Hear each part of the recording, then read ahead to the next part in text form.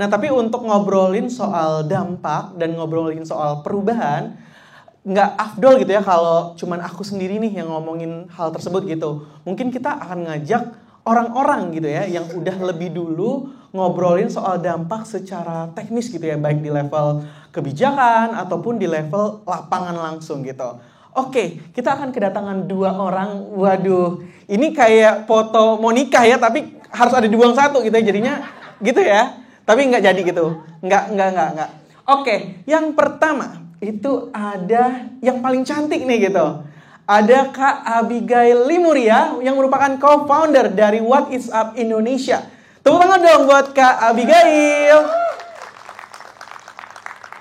Dan yang kedua, ada saingan saya yang terganteng gitu ya. Tapi gantengan saya. Tergantengan saya atau gantengan Mas Ilham?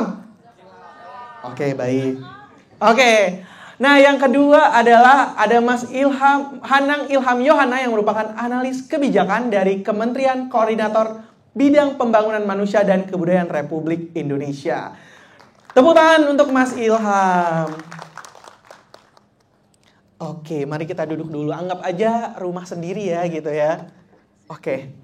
Gimana kabarnya Kak Abigail, Kak Ilham? Iya, kabarnya baik. Seneng banget nih pertama kali nge-visit kantornya Gojek. Ternyata keren banget tadi. Kayak dibilang ada tour, dikasih lihat ke ruang, ada game-nya, ada library-nya. Naik gokar nggak tadi? Atau naik goride? Naik goret kalau saya. Mantap. Langsung klaim dulu dong. Tepuk tangan dulu dong buat mereka berdua. Oke. Nah, jadi hari ini tuh kita bakal ngobrol-ngobrol asik aja sih sebenarnya gitu. Dibilang juga ngobrol berat ya ringan, dibilang ngobrol ringan ya berat gitu ya, karena sebenarnya masalah ataupun topik yang pengen kita bahas hari ini tuh deket banget nih sama topik orang muda, yaitu pekerjaan gitu ya. Yang mana sebenarnya kalau anak-anak muda nih banyak banget ya isunya ngomongin soal quarter life crisis yang sebenarnya mostly karena kerjaan gitu ya. Abis sekolah bingung mau ngapain gitu kan. Terus juga bingung juga mikirin gimana ya bisa skillful gitu ya ketika masuk ke dunia kerja dan harus bersaing sama orang-orang yang udah berpengalaman gitu ya. Jadi benar-benar banyak banget sebenarnya tantangan yang dihadapin gitu. Terutama aku sendiri juga anak muda gitu ya. Walaupun mukanya agak bapak-bapak gitu ya kata orang. Oke, mungkin aku pengen dengar dulu kali ya dari kedua guest kita kali ini gitu. Dengan banyak banget ya isu-isu yang berkembang bahwa bakal ada pekerjaan yang muncul, pekerjaan yang hilang gitu ya. Menurut kalian sendiri tuh gimana sih sebenarnya tanggapan kalian soal future of jobs itu sendiri? Dari Mbak Abigail dulu mungkin. Ya, menurut aku tadi, aku suka banget yang presentasinya yang soal karakteristik orang muda ya. Salah satunya itu kan yang diketahui bahwa sangat adaptable, terus semangatnya tinggi dan sebagainya.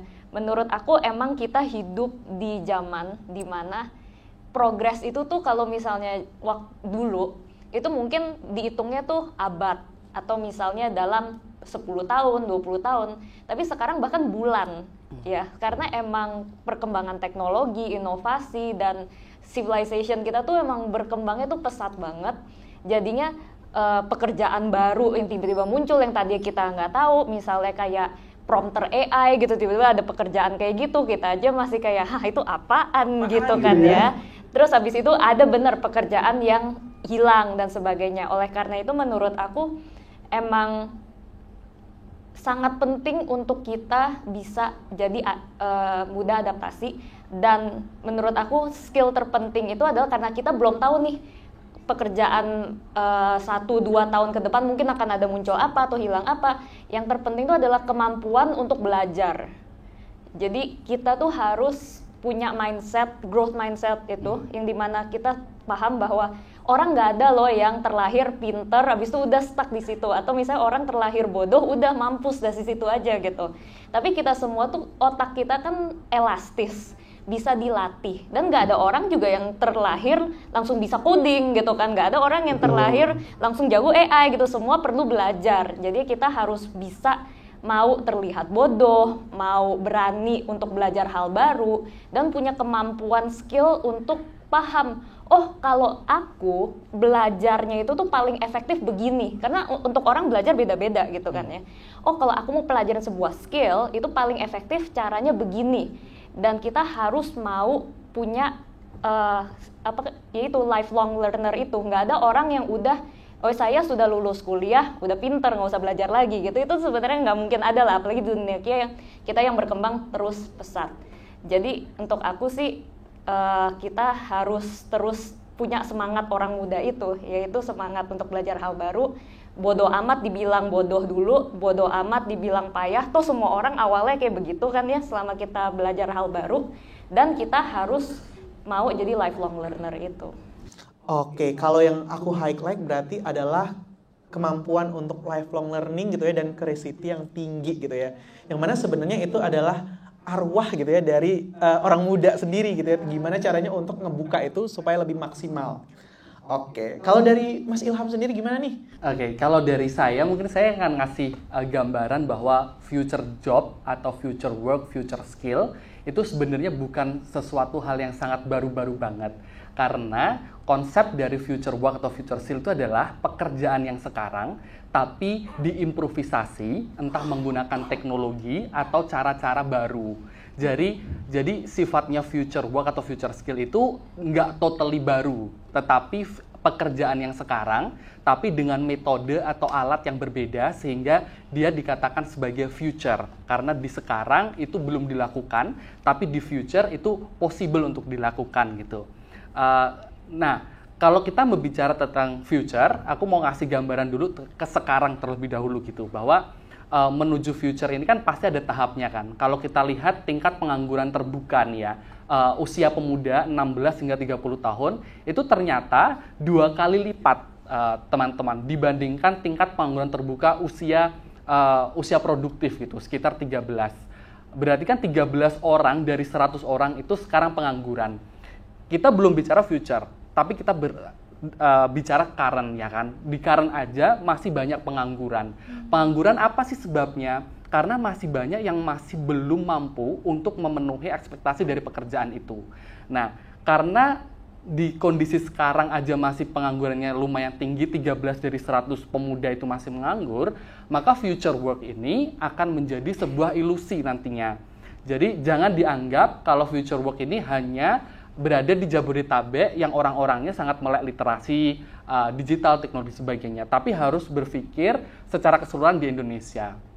Itulah sebabnya kita harus punya growth mindset, bahwa kita harus belajar, terus belajar. Karena dengan tantangan sekarang 13 dari 100 orang aja masih nganggur. Apalagi kalau alat atau teknologinya baru.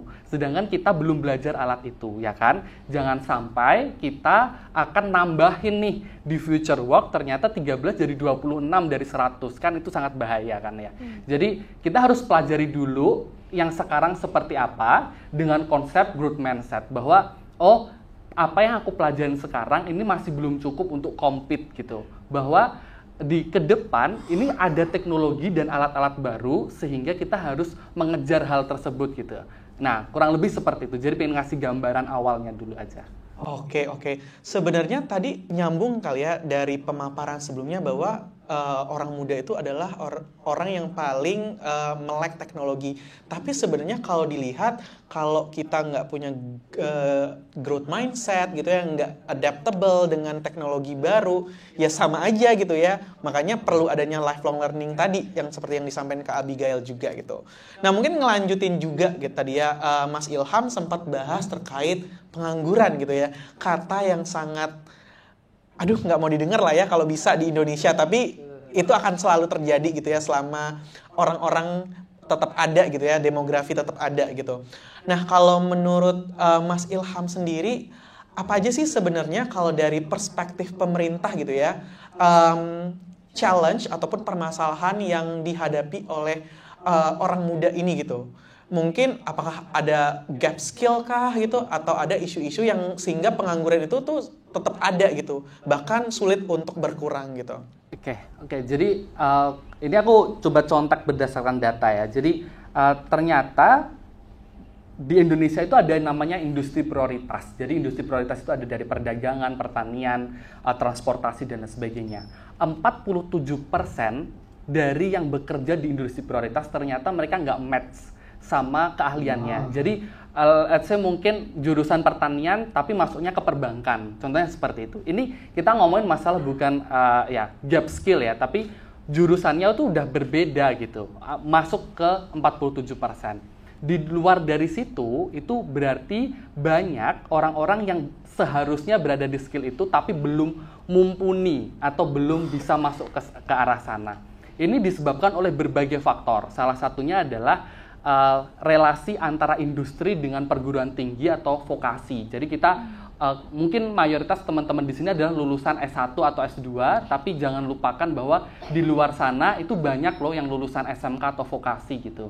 Nah, hubungan antara dunia pendidikan dengan dunia industri ini masih belum linear perkembangannya. Jadi perkembangan perusahaan yang dibutuhkan itu masih belum berbanding lurus dengan kurikulum atau keahlian yang ada di dalamnya. Sehingga menyebabkan fresh graduate baik dari vokasi SMK maupun diploma maupun S1 itu masih tidak bisa langsung catch up dengan masuk gitu. Kecuali kalau teman-teman bandingkan adalah mereka yang sudah punya pengalaman untuk magang. Itulah kenapa konsep kurikulum merdeka yang disampaikan oleh Mas Menteri Nadiem itu adalah lebih untuk memasukkan aja para mahasiswa, para pelajar ini langsung ke dunia dengan apa? Kampus merdeka dan sebagainya. Itu tujuannya untuk apa? Agar langsung relate gitu. Karena kalau mau ngubah kurikulum itu prosesnya sangat panjang. Yang akan mungkin dampaknya itu kayak 5 atau 10 tahun lagi, bahkan 20 tahun lagi. Jadi skill gap-nya ada di situ. Antara industri dengan perguruan tinggi atau keahlian itu belum nyampe gitu. Nah, salah satu terobosannya adalah dengan memberikan kesempatan magang. Yang dulu magang itu cuma sebulan atau 2 bulan, sekarang udah di-extend tuh 6 bulan atau 1 tahun. Sehingga ketika teman-teman daftar kerja, itu sifatnya bukan fresh graduate, tapi memiliki working professional experience. Ingat, working professional experience tidak dihitung dari ketika kita lulus kuliah atau lulus SMA, enggak. Setuju. Tetapi semenjak kita berkontribusi aktif di organisasi, volunteering, magang, dan sebagainya. Sehingga bagi industri, ketika ngelihat CV kita dulu, mereka kan akan lihatnya dari CV dulu ya. Itu udah masuk dulu nih. Jadi skill gap dari CV itu udah kepenuhi dulu gitu. Baru masuk setelah itu tahap interview atau tes-tes yang lainnya yang skill dan sebagainya. Nah, ini permasalahan baru lagi, apakah benar-benar selama proses magang itu bisa untuk catch up dengan apa yang dibutuhkan skillnya. Sehingga ya permasalahan utamanya masih ada di skill gap, karena tadi 47% itu nggak nyampe. Dan itu adalah proses-proses yang selama ini diubah dari sistem pendidikan di Indonesia agar para pemudanya itu lebih mudah untuk masuk ke dunia industri. Kurang lebih kayak gitu, Kak. Oke, super. Tepuk tangan dulu dong buat Mas Ilham. Oke, aku setuju banget ya sama tadi Mas Ilham bilang, sebenarnya Gen Z dan orang muda gitu ya, sebenarnya kadang-kadang udah bingung duluan. Ini kok lowongan pekerjaannya aku baru lulus, tapi kenapa diminta misalnya 1 atau 2 tahun pengalaman gitu ya. Padahal sebenarnya aku sebagai orang mantan recruiter gitu ya dulu, ngelihat bahwa pengalaman itu nggak serta-merta harus magang gitu ya. Bisa jadi organisasi, bisa jadi volunteering gitu ya, bisa jadi project-based activity. Itu adalah semua bentuk komitmen kalian untuk menyelesaikan tanggung jawab tersebut gitu. Bahkan waktu aku masuk ke pekerjaan sekarang, itu waktu daftar itu aku baru punya 6 bulan pengalaman kerja yang full time dan nggak ada satupun yang relate sama pekerjaan sekarang. Gitu. Yang aku bawa di CV-ku adalah pengalamanku ketika aku memimpin organisasi ketika kuliah gitu.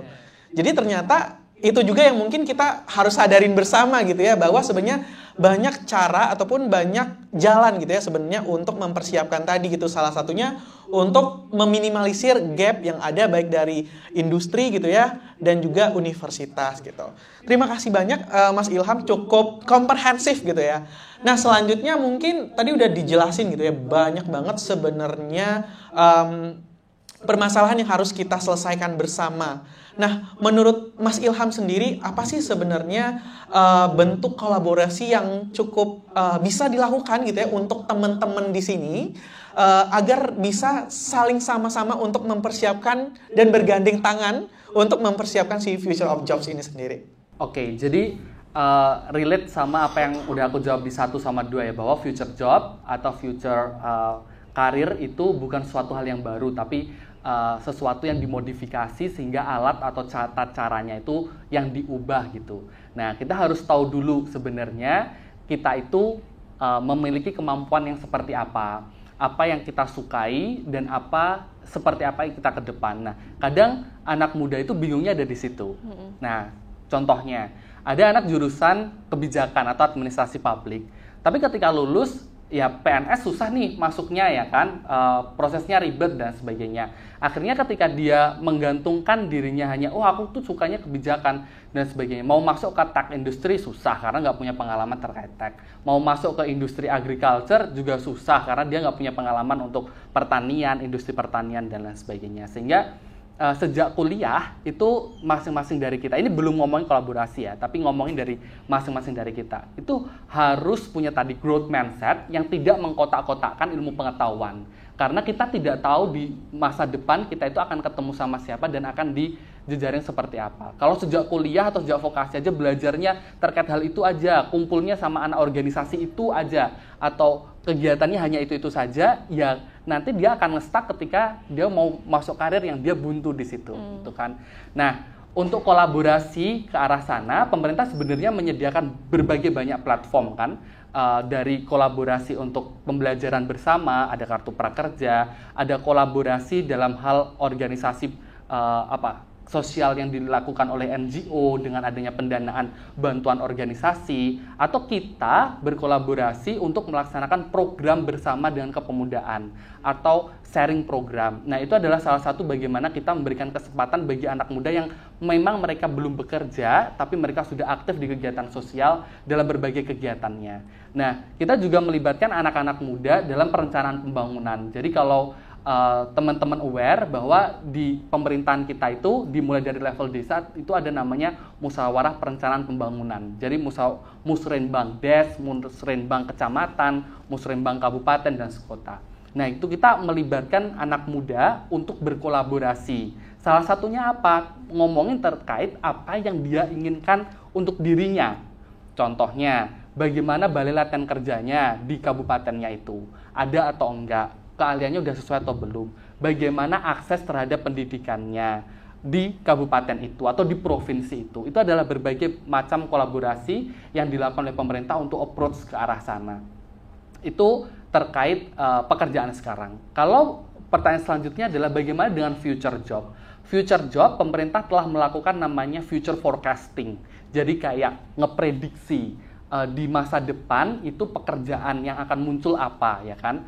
Nah, di dalam future forecasting ini ternyata ditemukan 61% dari pekerjaan itu akan muncul dari green skill atau keahlian hijau. Nah, keahlian hijau ini muncul karena adanya transisi energi, gitu. Nah, ini udah di forecasting sama pemerintah. Itu sekitar 2,5 juta pekerjaan baru akan muncul di arah sana. Nah, dari hasil forecasting ini menunjukkan kalau 61 dari green skill di sektor pertanian. Jadi jangan dianggap kalau para petani milenial yang sekarang sedang berada di lapangan, di sawah dan sebagainya, mereka itu nggak punya future skill. Salah, karena justru 61% pekerjaan baru itu muncul dari green skill di sektor pertanian. Pemanfaatannya apa? Dari pemanfaatan teknologi IoT, pemanfaatan teknologi inovasi terbarukan, itu ada di sana. Kolaborasi dengan pemerintahnya apa? Banyak sekali. Contohnya, bagaimana kita berkolaborasi dengan kelompok tani bagi para pemuda milenial untuk pemanfaatan IoT. Jadi, sudah mulai untuk diterapkan ke sana. Inovasi atau teknologi terbarukan dalam hasil panen dan sebagainya. Itu adalah salah satu future forecasting yang sekarang sudah disiapkan oleh pemerintah dengan melalui pendekatan community base. Nah, dengan community base ini harapannya anak muda nggak hanya tertarik pada isu terkait teknologi di level contohnya startup, tetapi teknologi di level grassroots, di pertanian, perkebunan, perikanan. Jadi kalau ngomong pertanian itu bukan hanya padi ya teman-teman. Jadi di dalam pertanian itu ada banyak subsektor, subsektor kehutanan, subsektor perikanan itu masuk tani. Jadi ke arah sana.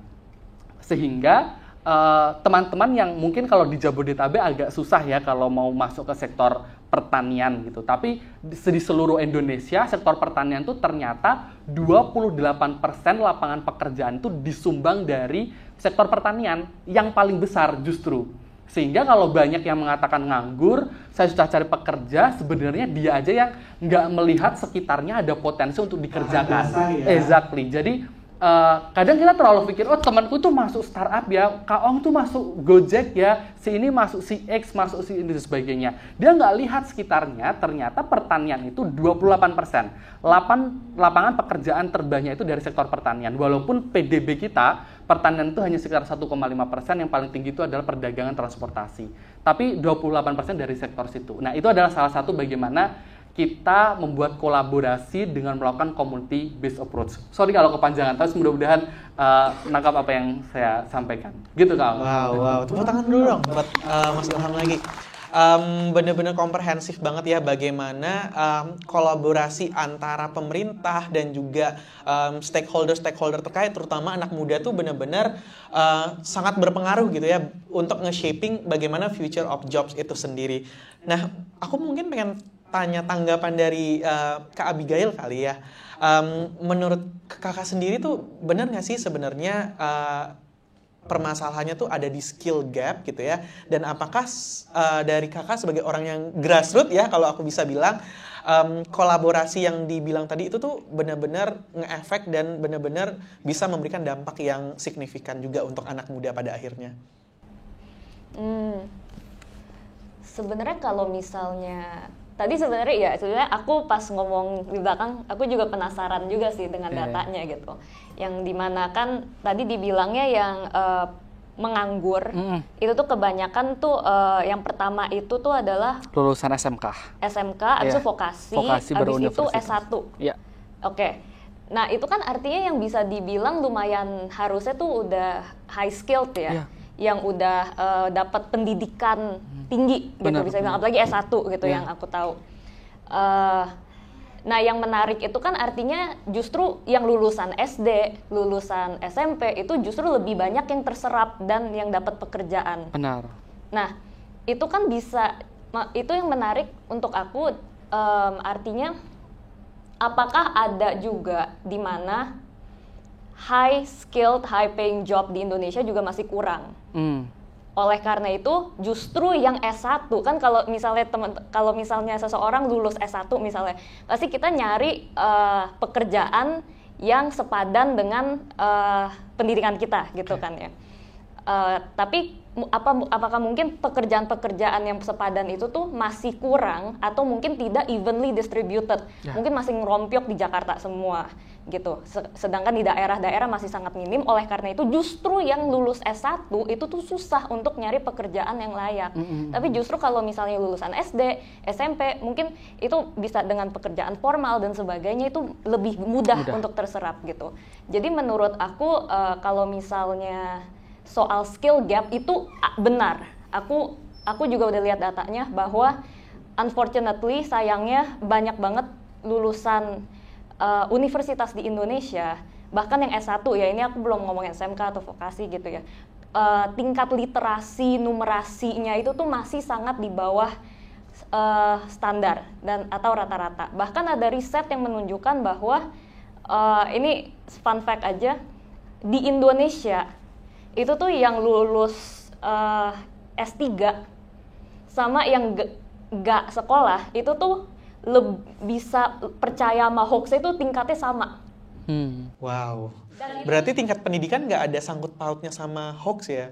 Di Indonesia doang tapi. Aku nggak tahu ada negara lain gitu ya. Cuman biasanya di negara tuh ada korelasinya lah ya. Semakin pendidikannya tinggi, semakin tidak gampang percaya hoax. Nah tapi ada waktu itu oleh LIPI, aku lupa tahun berapa, kalau nggak salah 2016. Dia bilang tuh hampir gak ada korelasi gitu. Nah itu artinya kan emang bahkan yang berpendidikan tuh skill critical thinking-nya, logiknya, itu tuh masih mungkin kurang gitu ya. Dan critical thinking, logical thinking itu adalah fondasi dari kita bisa membangun skill-skill yang diperlukan untuk bekerja, di mana kita bisa yang tadi dibilang harus pandai untuk belajar hal-hal baru gitu. Nah jadi skill gap tentunya menurut aku sangat possible, apalagi aku juga punya beberapa teman yang memiliki usaha yang mereka juga sering merekrut atau teman-teman yang di perekrutan mungkin kayak Mas Ong. Jadi aku itu benar ada, tapi menurut aku 100% hanya karena itu juga mungkin tidak benar. Karena tadi justru yang S1 yang kesulitan cari pekerjaan, tapi yang lulusan SD atau SMP lebih mudah gitu. Berarti kan mungkin job distribution-nya nih ada yang bermasalah juga. Mungkin yang pekerjaan yang layaknya itu semuanya ngerumpuk di Jakarta, di daerah-daerah kurang evenly distributed dan sebagainya. Jadi menurut aku permasalahan ini memang multisektoral dan sangat complicated ya, yang dimana kita nggak bisa 100% cuma nyalahin pemerintah dan nggak bisa 100% cuma nyalahin masyarakat gitu. Dan oleh karena itu menurut aku kerjasama antara pemerintah, swasta, habis itu NGO, organisasi, dan individu masyarakat itu sangat penting untuk kita sama-sama mecahin ini. Karena kalau cuman dari pemerintah misalnya dari pemerintah kurikulumnya misalnya diperbaikin nih gitu ya, aku nggak tahu lah, mungkin kurikulum pasti mungkin masih ada kritikan, masih ada kekurangan, tapi let's say dari pemerintah udah 100% dibuka lah lapangan pekerjaan, bisnis mungkin dikasih insentif untuk meng-hire pekerja dari dalam negeri dan sebagainya gitu. Tapi kalau dari masyarakatnya sendiri yang sudah berkesempatan misalnya S1 malah ngejoki gitu misalnya, ya akhirnya pas lulus nggak ada skillnya juga gitu kan, sama aja akhirnya nggak match lagi nih gitu. Tapi beda cerita juga kalau dari masyarakatnya sudah sungguh-sungguh belajar, udah sungguh-sungguh menempatkan pendidikan, ngenyam pendidikan, terus habis itu benar-benar latih pola berpikir, meritnya itu dengan baik, tapi ketika terjun ke lapangan pekerjaan tiba-tiba nggak ada pekerjaan yang layak, itu juga zonk juga gitu. Dan itu artinya harus sinerginya tuh kerjasama satu sama lain untuk mecahin permasalahan pendidikan ini. Apalagi landscape terus berubah, pekerjaan itu kan sebenarnya soal meeting a demand gitu kan ya. Demand-nya apa, itulah lapangan pekerjaan yang akan terbuka banyak. Kalau lagi banyak demand-nya itu untuk perkembangan teknologi misalnya, atau perkembangan pertanian gitu misalnya, pasti yang akan terbuka banyak tuh yang di bagian sektor situ. Nah ini kan demand-nya berubah-ubah terus nih. Jadi harus lihat pattern-nya juga gitu. Jadi ini adalah masalah yang harus diintervensi dari berbagai pihak, dan menurut aku sangat tidak adil gitu ketika kita nyalahin satu pihak doang atau kita mensimplifikasi hanya karena A atau B. Oke, thank you Kak Abigail. Nah, menarik juga ya sebenarnya yang bisa aku simpulkan, berarti di sini pertama kita itu nggak serta-merta harus selalu menyalahkan pemerintah, tapi nggak serta-merta juga harus menyalahkan masyarakat gitu ya. Karena permasalahan pengangguran ataupun tren dari future jobs ini sendiri adalah tren kita bersama yang emang harus kita carry sama-sama. Dan misalnya permasalahan pengangguran sendiri pun itu adalah masalah sektoral yang nggak bisa pemerintah doang gitu. Kalau pemerintah doang, tangannya kan misalnya ada 5 nih gitu, untuk mencapai jutaan, ratusan juta orang juga nggak akan bisa. Makanya memang perlu adanya sinergi tadi yang perlu kita lakukan bersama-sama. Apalagi kita ngelihat ya.